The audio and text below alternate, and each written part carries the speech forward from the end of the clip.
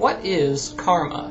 Well, in various Eastern religions and philosophies, it gets a little complicated, but most people understand it as a more simplified concept. It's usually expressed as something like, what goes around comes around. That is, if you do good things will happen to you, and if you do bad things will happen to you. And this seems like an outgrowth of the ethical guideline that we should treat others as we would want to be treated. Karma takes this empathic principle and gives it teeth.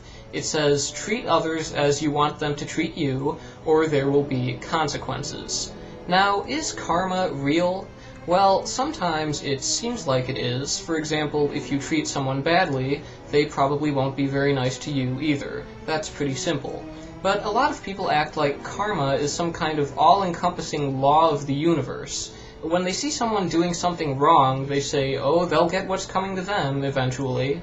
People use karma to reassure themselves that punishment will be exacted for bad behavior.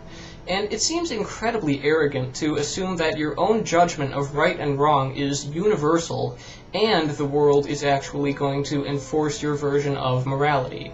Of course, this doesn't happen. God, the universe, fate, whatever, it's not going to intervene to avenge wrongdoings and reward virtuous behavior.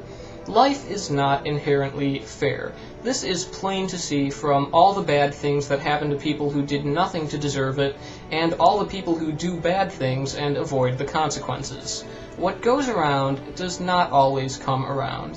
But people want life to be fair. They want wrongs to be redressed, they want good actions to be rewarded, because anything else is unthinkable. We can't stand it when children get cancer and criminals get away with it, because it makes it seem like life is senseless. Life is senseless, and it's up to us to make sense of it. But we can't always make things right. Sometimes good people die for no reason. Sometimes rapists and murderers aren't convicted.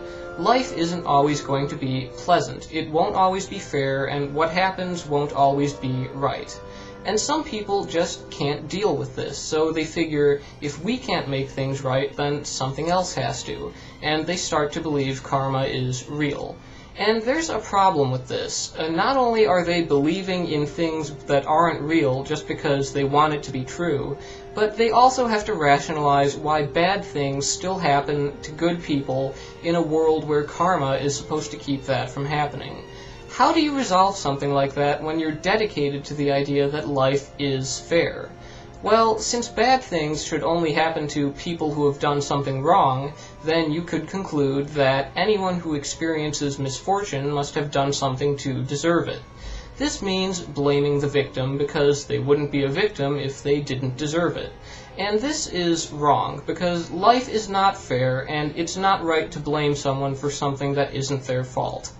People who believe in karma do so because they can't come to terms with living in a senseless world, or they're arrogant enough to assume the universe agrees with their personal sense of morality. In either case, believing in karma means denying reality.